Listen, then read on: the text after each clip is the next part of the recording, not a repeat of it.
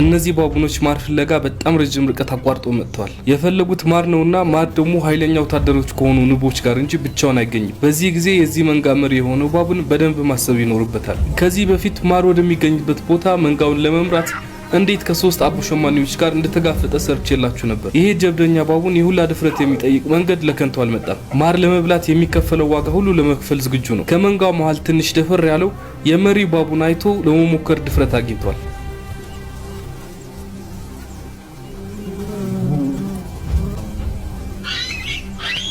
ህመሙን ግን አላወቀም ነበር። አሁን ከመሪያቸው በቀር ማንም ወደ ማሩ ለመቅረብ ድፍረት የለውም። ችግሩ ታዲያ ያለው እዚህ ጋር ነው።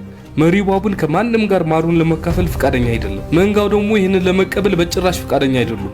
ምክንያቱም እርሱ ሲበላ ለማየት ይሁላ መንገድ አልመጡም። ፈርተውና አክብሮ የያዙት መሪያቸው ቢሆንም ቀይ መስመሩን አልፏል። እኔ በአጠቃላይ የዚህ ባቡን ተግባር ከአፍሪካ መሪዎች ጋር ተመሳስሎብኛል። ለተጨማሪ ፎሎ ማድረግ